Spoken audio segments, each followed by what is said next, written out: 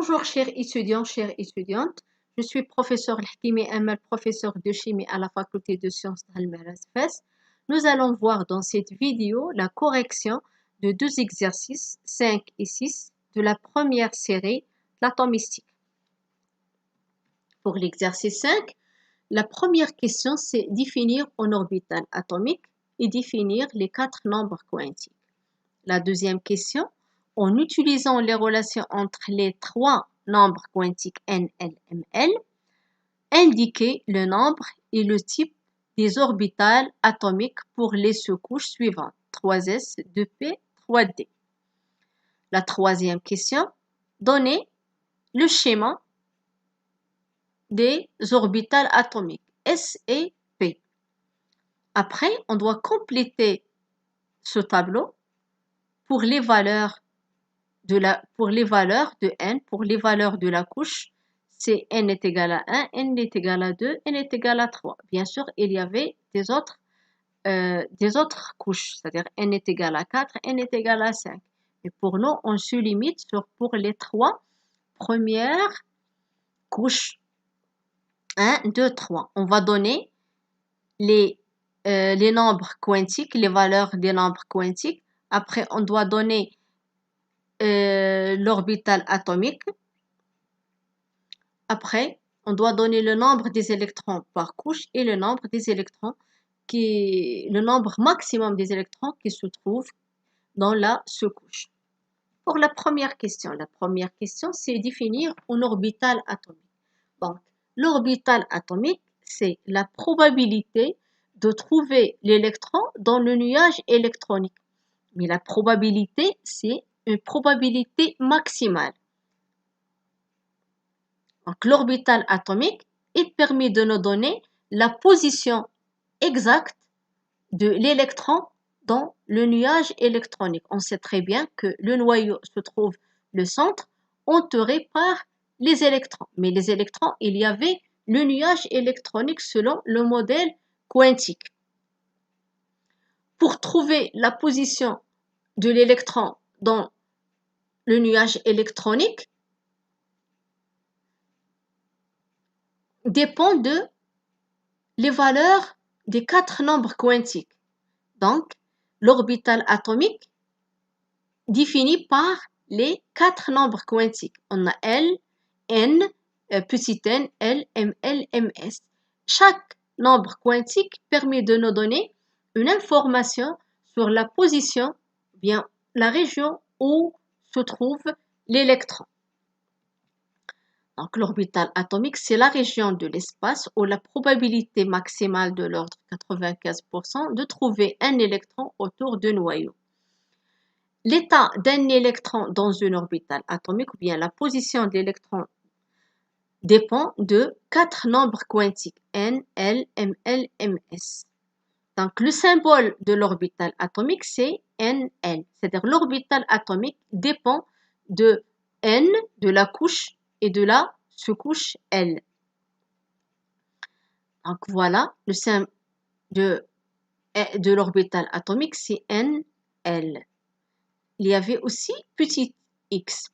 Donc, N signifie la couche, c'est-à-dire le numéro de la couche. Est-ce que c'est la couche 1, 2 ou 3? Je dois mettre ici, au lieu de 1, je dois mettre les numéros de la couche, c'est-à-dire 1, 2, 3, etc. Pour L, je dois mettre la lettre en minuscule correspondant à la valeur, à les valeurs de L. Si par exemple, j'ai L est égal à 0, donc je dois mettre ici l'orbital atomique, c'est S. Je ne dois pas mettre ici 0. Donc ici, je dois mettre, par exemple, si l'électron se trouve dans la couche, dans la première couche, c'est-à-dire n est égal à 1, je dois mettre 1. Si L est égal à 0, je ne dois pas mettre ici 1, 0. Je dois chercher la lettre en minuscule correspondant à L est égal à 0, c'est S, c'est-à-dire 1S. X, c'est le nombre des électrons qui se trouvent dans la sous-couche P. Ça, c'est la couche, ça, c'est petit l, la sous-couche P. Donc, un orbital atomique est désigné par N et L par la couche et la sous-couche. Par exemple, CG 2P3. Donc 2P3, 3, c'est petit 3, indique que on a 3 électrons qui se trouvent dans la sous-couche P. Donc P, c'est-à-dire la valeur de L, c'est 1. Donc 2, c'est-à-dire l'orbital atomique, bien l'électron, il se trouve dans la couche 2. Donc N est égal à 2, c'est la couche L, KL, c'est la couche L. Donc voilà, 2, c'est-à-dire N est égal à 2, on est dans la couche L, P correspondant à la valeur de L est égal à 1. Pour les nombres quantiques, on a 4 nombres quantiques. On a N, L, ML, MS. Donc N, c'est le nombre quantique principal qui a été découvert le premier. C'est un entier positif. Prend les valeurs de 1, 2, 3. Jamais il prend la valeur de 0. Caractérise la couche occupée par l'électron. La couche est aussi symbolisée par une lettre majuscule avec la correspondance suivante. Si par exemple N est égal à 1, le nom de la couche c'est K. N est égal à 2, le nom de la couche c'est L, etc. Pour petit l, c'est le nombre quantique secondaire ou azimutal. L dépend de N, prend les valeurs entre 0 et N-1, caractérise la sous-couche occupée par les électrons. Aussi, il permet de nous donner la forme et la symétrie de l'orbital atomique. La sous-couche est aussi symbolisée par une lettre minuscule. Donc, pour N, une lettre majuscule. Ici, une lettre minuscule avec la correspondance suivante. Si L est égal à 0, on est dans la sous-couche S. S, c'est la forme sphérique. L est égal à 1, P, c'est la forme d'altère. Donc, après, on a L est égal à 2, c'est D, 3 petits f, donc les lettres en minuscules. Pour le nombre quantique magnétique, c'est la présence de champs magnétiques. Les valeurs possibles de ML dépendent de L. C'est entre moins L et plus L. ML caractérise, les valeurs de ML caractérisent la case quantique occupée par les électrons, peut être aussi symbolisée graphiquement par une case rectangulaire, c'est-à-dire un carré. Le dernier nombre quantique, c'est le nombre quantique de spin, MS. MS, c'est-à-dire l'électron tourne autour de lui-même. Après, il tourne autour du noyau. Il ne peut prendre que 2 valeurs. Quelles que soient les valeurs de ML, toujours, bien quelles que soient les valeurs de L ou bien de N, toujours il prend 2 valeurs. Le plus 1,5 et moins 1,5. Plus 1,5 symbolisé par une flèche verticale en haut. Moins 1,5, une flèche verticale en bas. La deuxième question, c'est indiquer le nombre et le type des orbitales atomiques pour les sous-couches suivantes. 3s, 2p, 3d. Donc, on s'appelle aussi, ça c'est les orbitales atomiques. Donc, on a ici l'orbital atomique. On a déjà dit que l'orbital atomique dépend de N et L.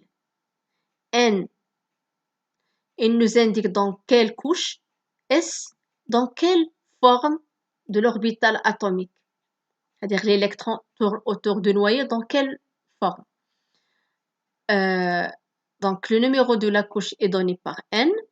Le type d'orbital est donné par L. Et le nombre des orbitales par ML. Donc, ML, il nous donne le nombre des orbitales atomiques. Donc, pour le premier cas, dans la sous-couche 3s, donc 3s, automatiquement, vous voyez ici 3, c'est-à-dire N est égal à 3. Le nom de la couche, c'est M. Donc, S, la lettre minuscule correspondante à S, c'est la valeur, c'est L est égal à 1. Pour ML, les valeurs possibles, c'est entre moins L et plus L. Donc, il y avait juste une seule valeur, c'est 0. Une seule valeur de ml indique l'existence d'une seule orbitale atomique de type S. C'est-à-dire, quel que soit n, par exemple 2s ou bien 1s, toujours il y avait une seule orbitale atomique. Lorsqu'on dit une seule orbitale atomique, c'est-à-dire il y avait juste une case quantique. Pour la sous-couche de P, donc ici, on est dans la couche n est égal à 2. Le nom de la couche, c'est L. P, la valeur correspondante, c'est L est égal à 1. Les valeurs possibles de ML pour la valeur de L est égal à 1, c'est 3 valeurs, moins 1, 0 et 1. Donc, il y avait 3 valeurs, c'est-à-dire l'existence de 3 orbitales atomiques du type P. Quel que soit n. Je peux trouver Px, Py, Pz. Donc ici, on a 2 parce qu'on est dans la couche n est égal à 2. Mais toujours, il y avait 3 orbitales atomiques pour P, c'est-à-dire 3 cases quantiques. Pour la sous-couche 3D, donc n ici, n est égal à 3. Donc là, le nom de la couche, c'est M. D correspondant à la valeur de L est égal à 2. Les valeurs possibles de ML, c'est moins 2, moins 1, 0, 1, 2. On a 5 valeurs de ML, 5 orbitales atomiques du type D, c'est-à-dire 5 cases quantiques. On va voir schéma des orbitales atomiques S et P. Donc, la forme géométrique est donnée par L. On a déjà dit que L, le nombre quantique principal, secondaire L, il nous indique sur la forme et la géométrie de l'orbitale atomique. Donc, c'est-à-dire L est égal à 0. D'accord? Donc, voilà. C'est L est égal à 0. ML est égal à 0. Pour n, quel que soit n. Soit n, il peut prendre n1, 2, 3, juste c'est un entier positif. Une orbitale atomique S, la forme c'est sphérique. Donc, quel que soit n, pour L est égal à 0, on a la forme sphérique. Donc, voilà le schéma. Selon l'axe, voilà, on a le plan, c'est X, Y, Z.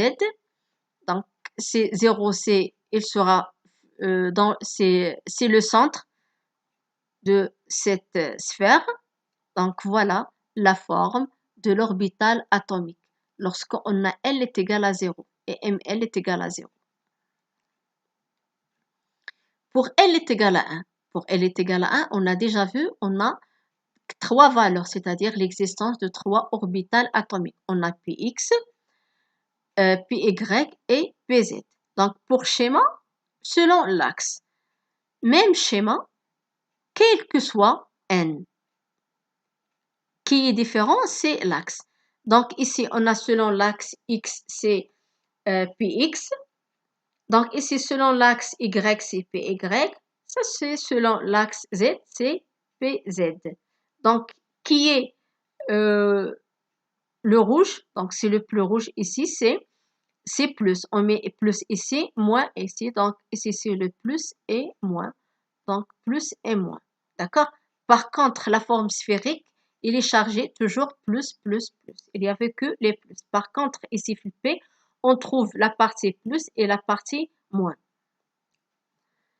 Donc, pour le tableau. Donc, le tableau, on se limite pour les 3 premières couches, c'est-à-dire 1, 2, 3. Pour n est égal à 1, la couche, le nom de la couche, c'est K. Pour L, c'est 0. La lettre correspondante, c'est S. ML, c'est 0. ML peut prendre la valeur moins L plus L. Il n'y avait que 0. MS, c'est le nombre magnétique de spin indique le nombre des électrons, le nombre des électrons. Donc, chaque case quantique, il peut avoir maximum 2 électrons, c'est-à-dire le plus 1,5 et moins 1,5.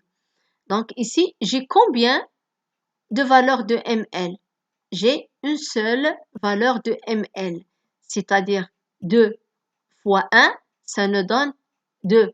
Donc, dans la sous-couche S, il y avait maximum 2 électrons.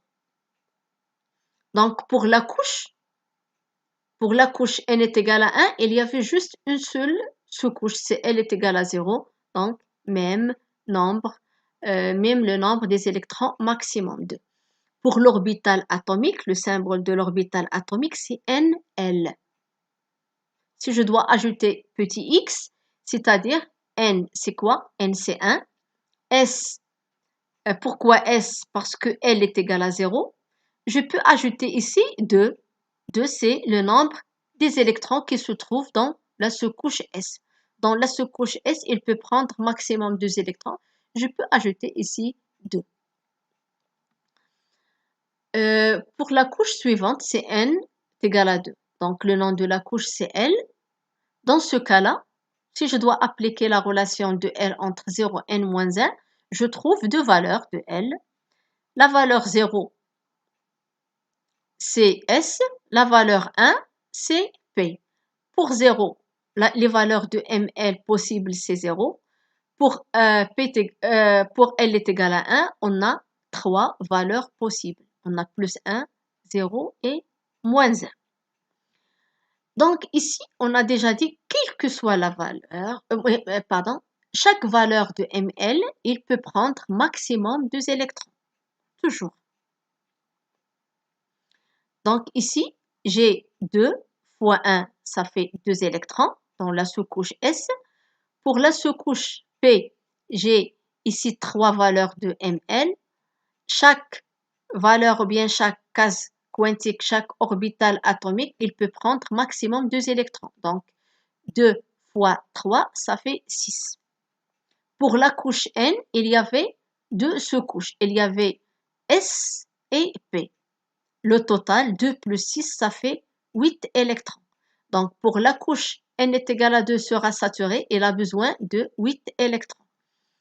Je passe, pour l'orbital atomique. Donc, l'orbital atomique, on a déjà vu, c'est NL. N, c'est 2. P, c'est L est égal à 1. Pour S, on a déjà vu la même chose. Ce qui change, c'est juste là, la couche ici. Pour N est égal à 3, le nom de la couche, c'est la couche M. Il y avait deux valeurs possibles. Pour N est égal à 3, c'est 0, 1, 2. 0, c'est la forme sphérique, P, la forme d'altère, et aussi, il y avait D. Les valeurs de ML, c'est 0. Donc, 0, il y avait une valeur, c'est-à-dire une case quantique. Voilà, on a déjà vu, il y avait 2, 2, 2. La notation de l'orbital atomique 1s, 2s, 3s. Ce qui diffère ici, c'est juste la couche. Pour P, la même chose. 3 valeurs de ML. Pour la sous-couche P, il peut prendre maximum 6 électrons. Donc voilà 6 électrons. C'est la même chose. Ce qui est différent ici, c'est la couche. Ici, on a dans la couche N est égal à 2. Ici, on est dans la couche 3. N est égal à 3. Donc, pour la couche N est égal à 3, il y avait aussi une sous-couche. Donc, la sous-couche, c'est D. D, les valeurs possibles de ML, c'est 5 valeurs de ML. Donc, 5 valeurs de ML. Chaque valeur, ou bien chaque valeur correspondant à une case quantique, ou bien une orbitale atomique. Chaque orbital atomique, ou bien chaque case quantique, il peut avoir 2 électrons maximum. Donc, c'est 2 fois 5, ça fait 10 électrons. Pour notation de l'orbital atomique, c'est voilà 3dz carré, 3dxy, 3dyz, 3dzx, 3dx carré, moins y carré. Dans la couche M, on trouve 3 sous-couches. Donc, le nombre des électrons pour saturer la couche N est égal à 3, ou bien pour que la couche M sera saturée, elle a besoin de 18 électrons. 2 plus 6 plus 10, ça fait 18 électrons. Donc, c'est pour ça, pour donner une configuration électronique, je dois commencer par un S. D'accord? Après, il y avait 2S, 2P. Toujours, je commence par la couche plus stable. Après, dans N est égal à 3, il y avait 3 sous-couches, c'est-à-dire il y avait S, P et D. Pour l'exercice 6, donc pour l'exercice 6, apparemment, les deux premières questions, c'est juste un rappel de cours. Vous avez déjà cours bien détaillé comment on donne une configuration électronique et aussi quelles sont les règles qu'on doit appliquer pour donner une configuration électronique à l'état fondamental des éléments corrects. Donc, on va voir juste un petit rappel. Donc, la première question, que représente une case quantique? Donc, on a déjà vu une case quantique, symbole, c'est un carré. Un carré, on met à l'intérieur le nombre des électrons. On a déjà vu, chaque case quantique, il peut avoir maximum 2 électrons. C'est-à-dire, parfois, il sera vide, c'est-à-dire il n'y a pas des électrons. Parfois, il sera avec un seul électron. Parfois, il y avait 2 électrons. La deuxième question, pour donner une configuration électronique à l'état fondamental des éléments, on doit respecter les 4 règles. Je ne peux pas commencer par exemple par 4S, 1S, 5D, 5F, 2P, etc. Donc, pour donner une configuration électronique, on doit respecter les 4 règles. En respectant les 4 règles, on va donner les configurations électroniques de ces éléments. Il y avait des atomes, il y avait aussi des ions. Chaque élément, bien chaque configuration électronique des éléments, on doit donner, c'est ça la question 4, la couche de valence, le nombre des électrons de valence, on doit présenter dans les cases quantiques. Après, on doit déterminer le nombre des électrons célibataires. La question 5, c'est on donne des configurations électroniques. Donc ici, à nous de donner la configuration électronique, mais ici c'est on donne les configurations électroniques et à vous de nous dire quelle est la configuration électronique correcte. Bien sûr qui respecte les 4 règles. Et pourquoi? La dernière question, au lieu de donner la configuration électronique, on va donner la configuration électronique dans des cases quantiques. Et à vous de nous donner, est-ce que ces représentations respectent les règles qu'on a déjà vues la deuxième question ou non? Et pourquoi? Donc, pour la première question, on a déjà vu une case quantique, c'est un symbole par un carré rectangulaire, ici par un carré. Une case quantique, il peut être vide ou bien un seul électron. Toujours, on commence par le plus 1,5. La valeur de ms, le plus 1,5. D'accord? Mais si j'ai un seul électron, je peux commencer par plus 1,5. Je ne peux pas mettre ici moins 1,5, c'est-à-dire la flèche en bas. Toujours, on commence par une flèche en haut. Si j'ai 2 électrons, dans ce cas-là, je dois mettre les 2 électrons dans le sens opposé. Le premier électron, c'est plus 1,5. Le deuxième, c'est moins 1,5. Les 2 flèches opposés. Un petit rappel, on représentera un orbital atomique par une case quantique. Une case quantique, il peut avoir maximum 2 électrons. Soit on peut avoir 0, c'est-à-dire vide, il n'y a pas des électrons, soit 1, soit 2. Donc, c'est par des flèches. Donc, pour la première question, qu'est-ce qu'ils ont demandé? Case quantique vide, ça veut dire quoi? Vide, ça veut dire qu'il n'y avait pas des électrons, c'est-à-dire il y avait une lacune électronique. Donc, une case quantique vide, c'est-à-dire lacune électronique. Un seul électron, c'est-à-dire l'électron célibataire. Donc, seul, c'est-à-dire célibataire, n'est pas marié. Si j'ai 2 électrons, l'autre plus 1,5 et l'autre moins 1,5, on appelle doublet électronique ou bien paire électronique.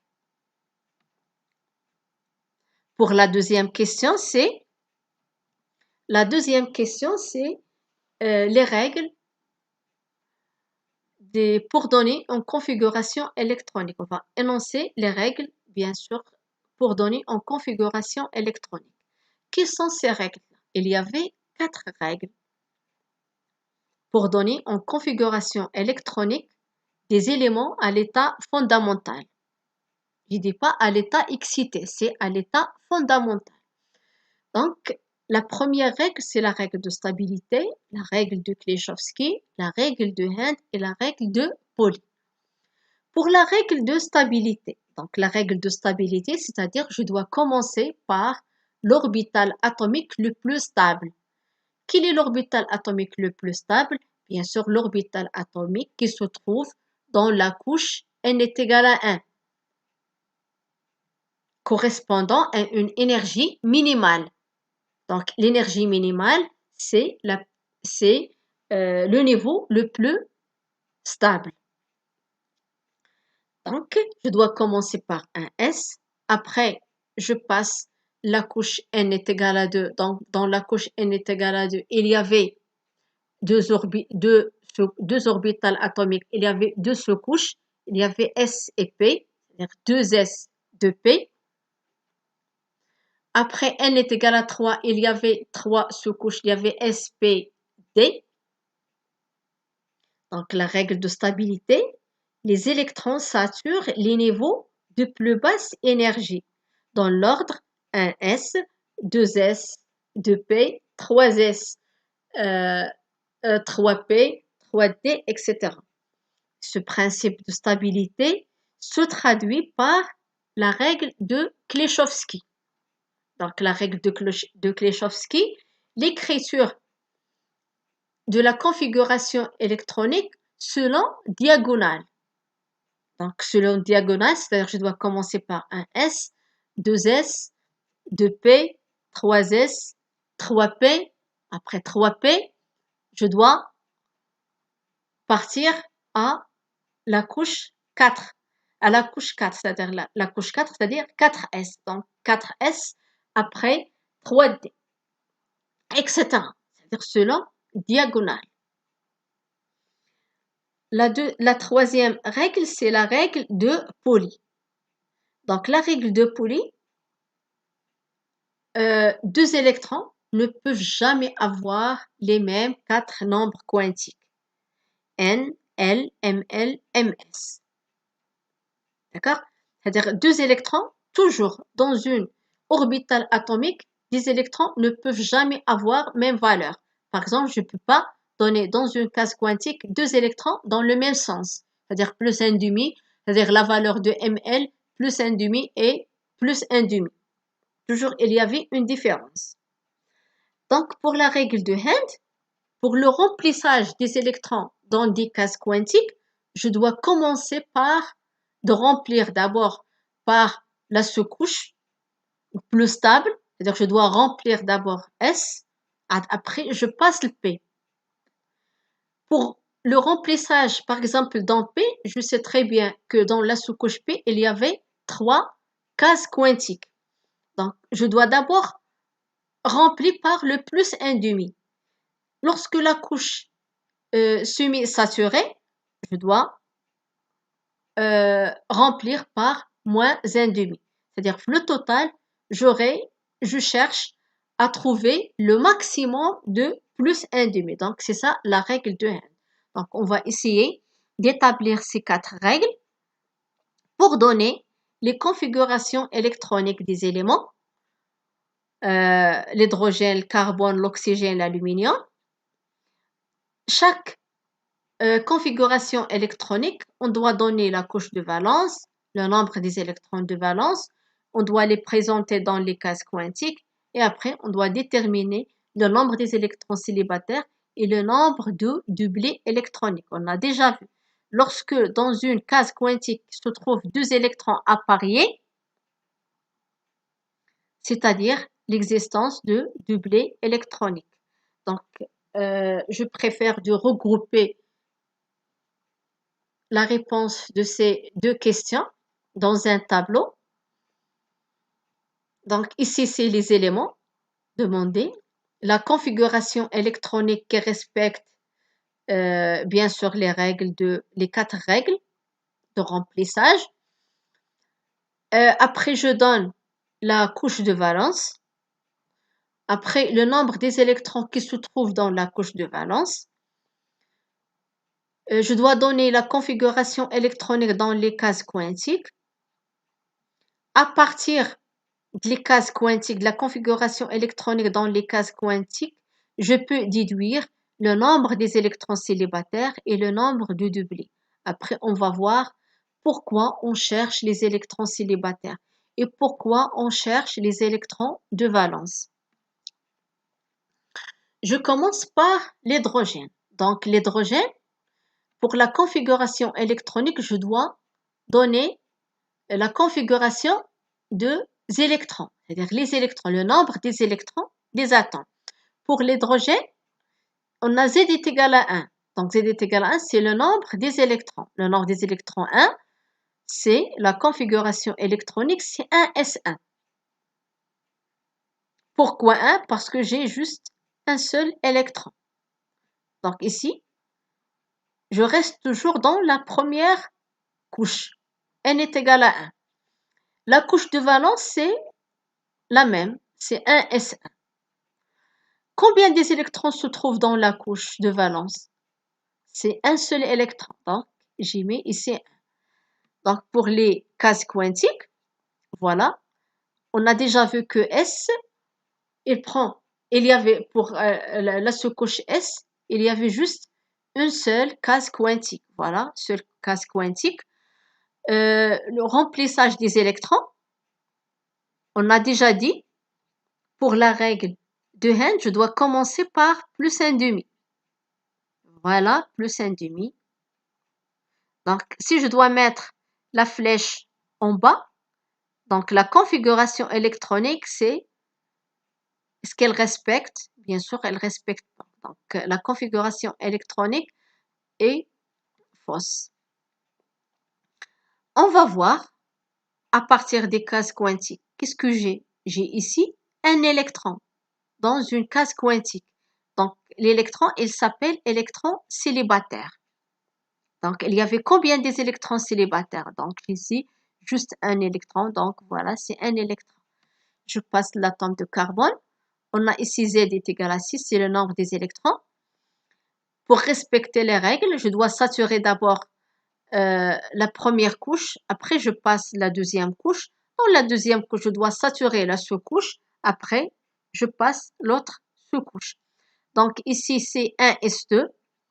Donc, S, il peut prendre maximum 2 électrons pour qu'il sera saturé. Donc, pour la couche N est égale à 1 saturée, je passe la couche N est égale à 2. Donc, dans la couche N est égale à 2, il y avait 2 sous-couches. Il y avait S et P.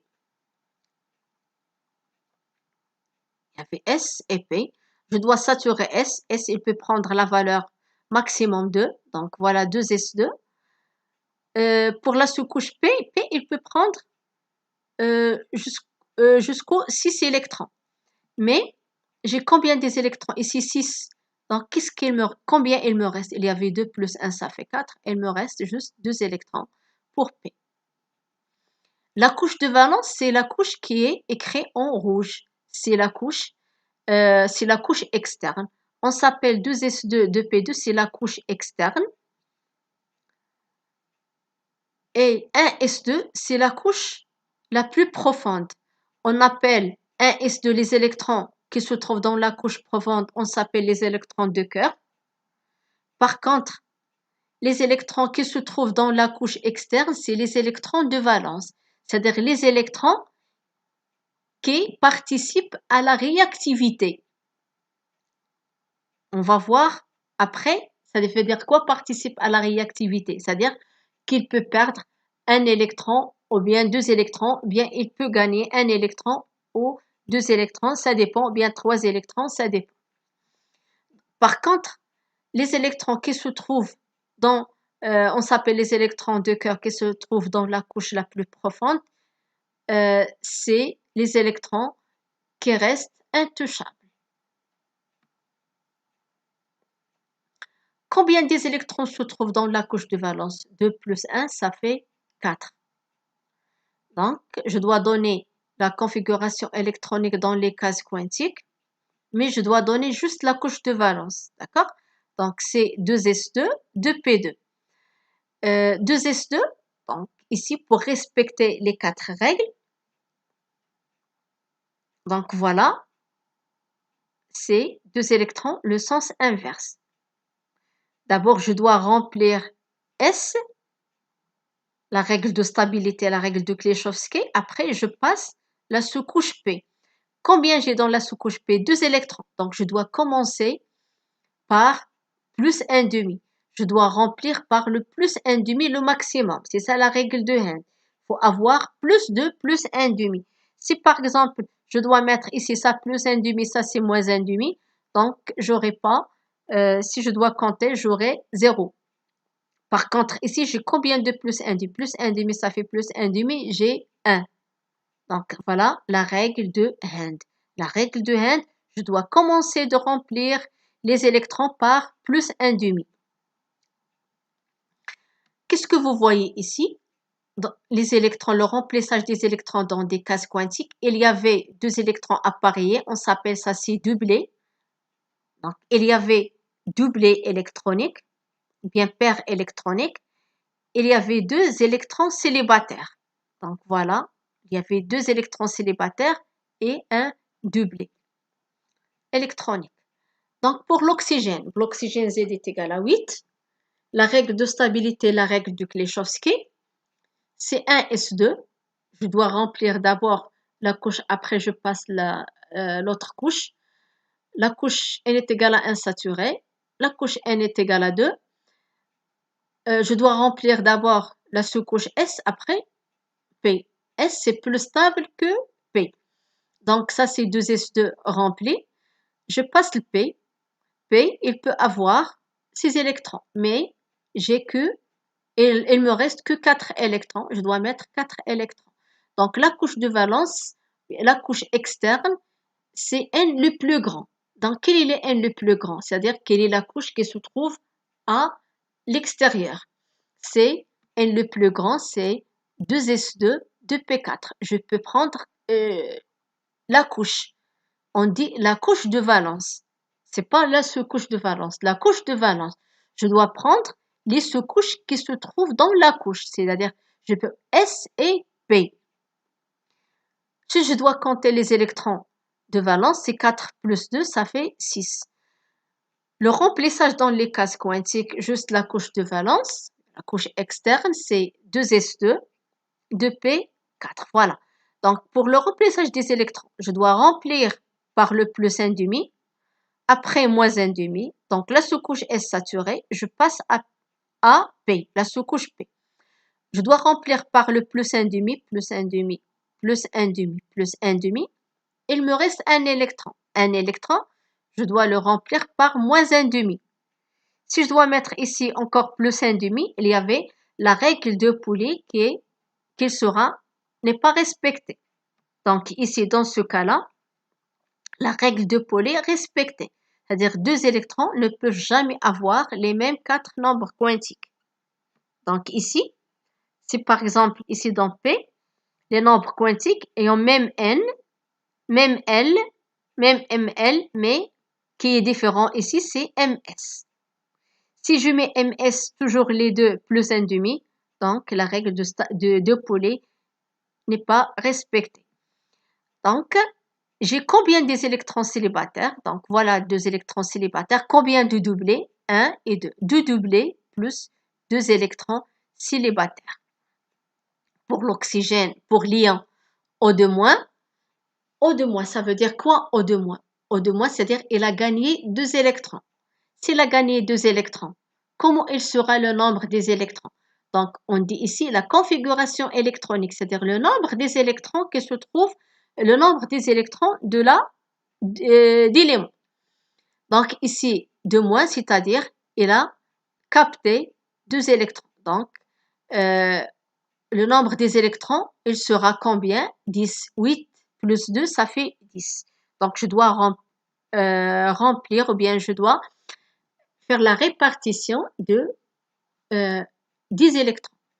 Donc, 1s2, voilà, 2s2 et 2p6. Donc, la couche de valence, c'est N le plus grand, 2s2, 2p6. Combien les électrons de valence? C'est 2 plus 6, ça fait 8. Donc, pour les cases quantiques, c'est 2s2, voilà, 2p6. Qu'est-ce que vous voyez ici? Les deux électrons dans le sens opposé. Bien sûr, pour que la règle de Pauli sera respectée.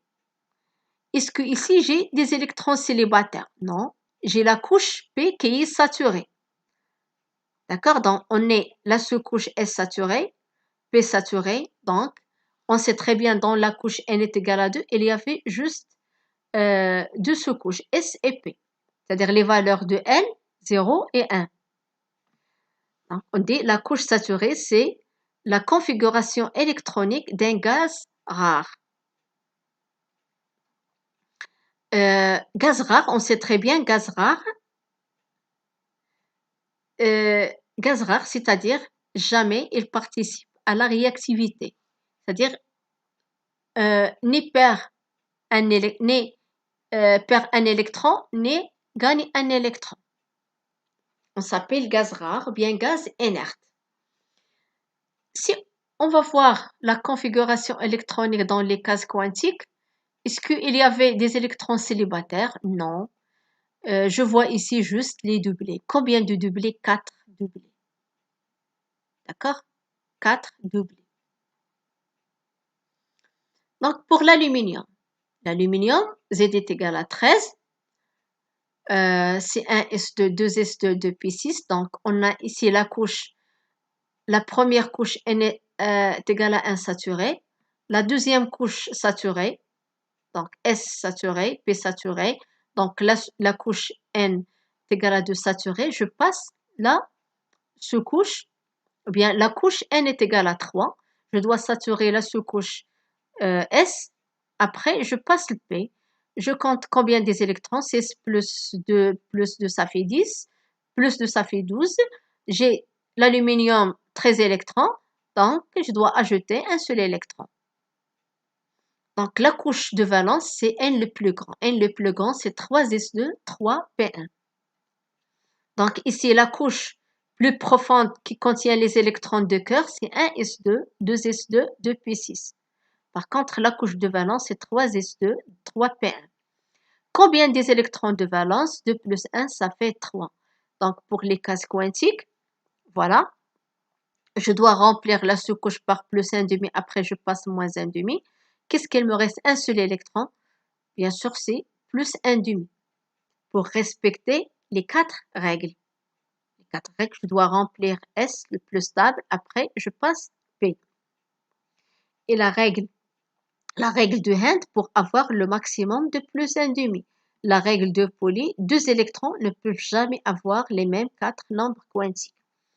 Donc, à partir des cases quantiques, je peux déduire le nombre des électrons célibataires. Il y avait un électron célibataire avec doublé.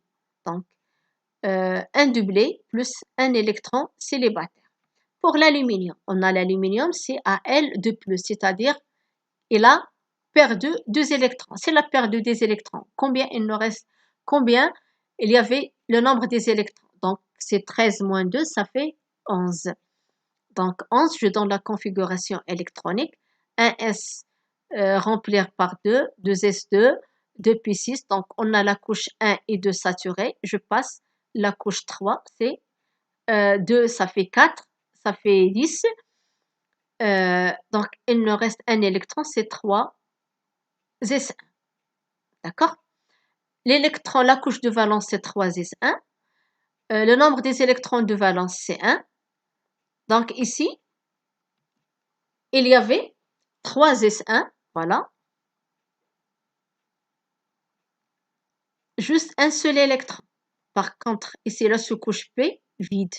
Parce qu'il a perdu les 2 électrons.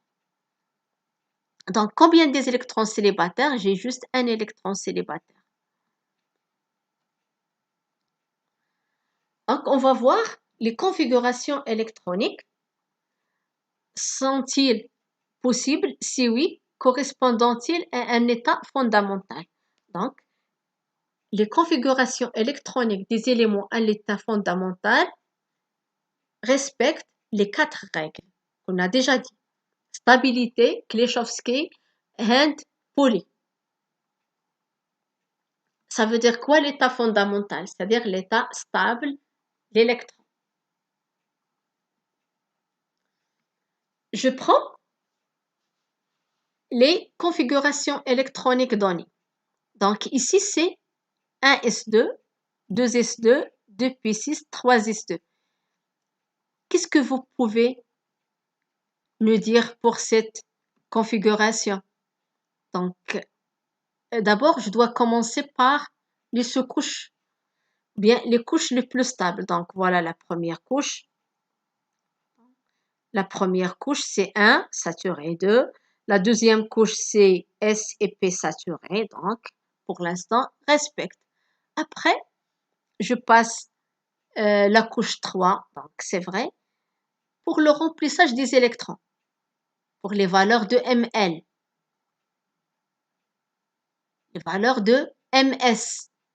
Donc, S, il peut prendre combien des électrons maximum? C'est 2. Quel que soit N, toujours maximum des électrons, c'est 2. Je peux avoir 1, je peux avoir 0, mais jamais je peux avoir 3 ou 4 électrons. Donc, est-ce que cette configuration électronique correcte? Non, n'est pas correcte. Pourquoi? Parce que dans la sous-couche S, on doit avoir maximum 2 électrons. Donc, car un orbital 3s contient maximum 2 électrons, 2 valeurs de ms. La configuration suivante, c'est 1s2, 2p1. Donc, 1s2, 2p1, c'est 1s2. Donc, voilà, 2p1. Qu'est-ce qu'il manque ici? Est-ce que la règle de stabilité et la règle de Kleshowski respectent? Non, respectent pas. La règle de stabilité, je dois commencer par l'orbital atomique plus stable. Quel est le plus stable? C'est 1s2, oui, 2p1, mais il manque un orbital atomique, c'est 2s. D'abord, je dois remplir l'orbital atomique 2s. Après, je passe à l'orbital atomique de la sous-couche P. Donc ici, cette configuration électronique est fausse. Pourquoi? Donc la règle de stabilité, la règle de Kleshowski les deux ne sont pas respectés. Je dois avoir 2s avant 2p. La dernière, c'est 1s2, 1p2, 2s2, 2p6. Donc, quel est le défaut ici dans cette configuration électronique? C'est 1p2.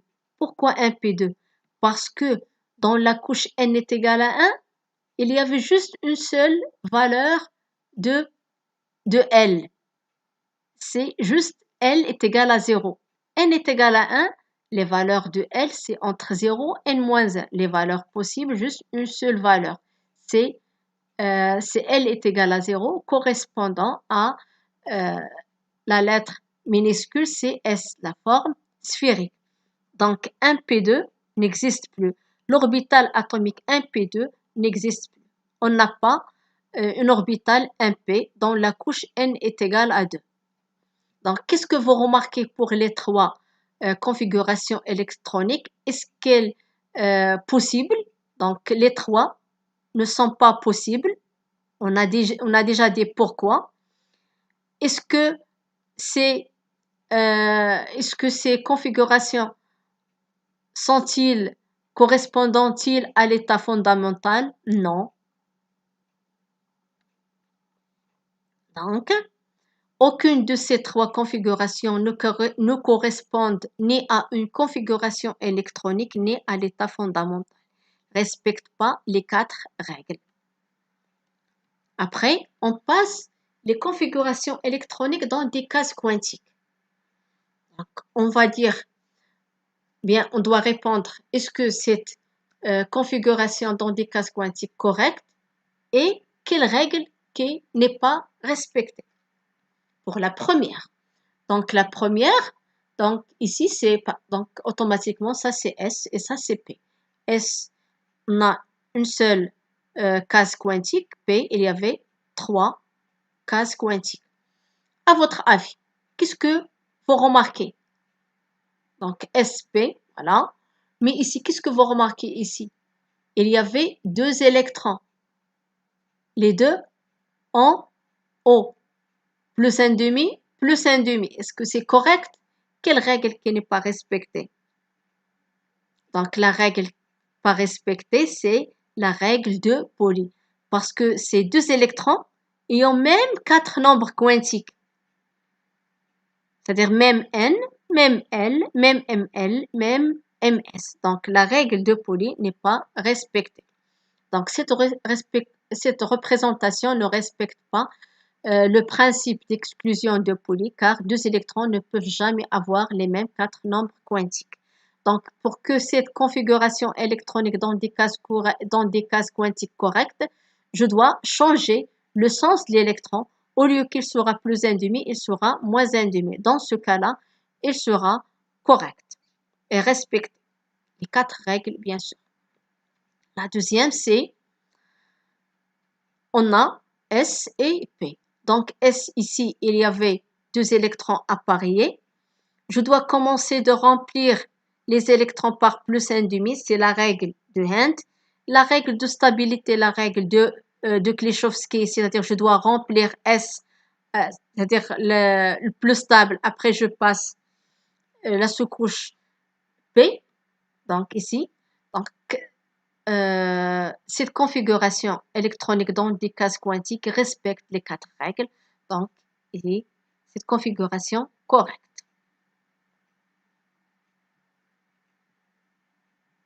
Donc, pour cette configuration, vous voyez ici, il y avait le maximum des électrons célibataires, n'est-ce pas? C'est la règle de Hend. Mais, quelle règle qui n'est pas respectée? Oui, c'est la règle de stabilité. Je dois d'abord remplir la sous-couche S, après je passe P. Donc, la règle, cette représentation ne respecte pas le principe de stabilité. Je dois d'abord remplir la sous-couche S, après je passe P. Pour D, cette configuration D, qu'est-ce que vous voyez? Donc S est rempli. Après, je passe P.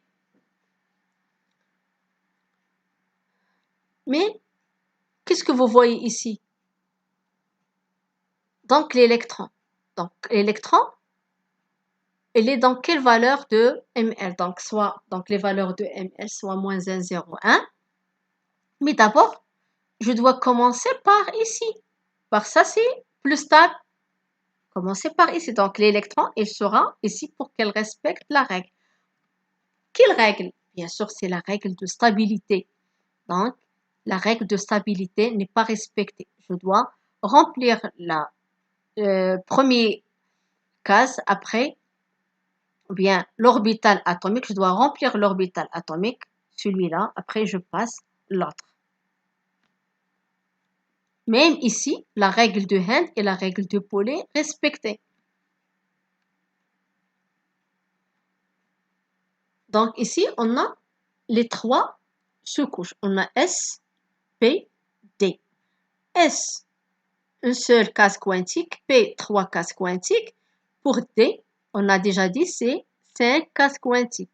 5 valeurs de Mn. Moins 2, moins 1, 0, 1 et 2. Pour la répartition des électrons dans des cases quantiques, donc S rempli, je passe le P, P rempli, je passe le D. Pour la règle de stabilité, vérifier. Mais pour la règle de Henle, est-ce que c'est vérifié? Non. La règle de Henle, qu'est-ce qu'il dit? De trouver, d'avoir le maximum de plus 1,5. D'abord, je dois remplir par plus 1,5. Après, je dois remplir par moins 1,5. Lorsque la couche il sera semi-saturée par plus 1,5, je dois remplir le moins 1,5. Donc, la règle de Henle n'est pas respectée. Donc, la configuration électronique dans des cases quantiques F, le cas. Qu'est-ce que vous voyez ici? S, P, D. D'accord? S saturé, je passe le P. Je dois remplir par le plus 1,5. C'est correct. Mais j'ai encore des électrons. Je l'ai placé les électrons dans la sous-couche D. Est-ce que c'est cette configuration correcte? Non, c'est pas correct. Ne respecte pas la règle. Quelle règle qui ne respecte pas? C'est la règle de stabilité. Stabilité, d'abord je dois remplir P, après je passe D. Donc cette représentation ne respecte pas le principe de stabilité. Les électrons occupent à l'état fondamental les niveaux d'énergie les plus bas. Les plus bas, c'est S, c'est plus stable que P, P plus stable que D, ce qui confère à l'atome une énergie minimale et une stabilité maximale. Et merci de votre attention.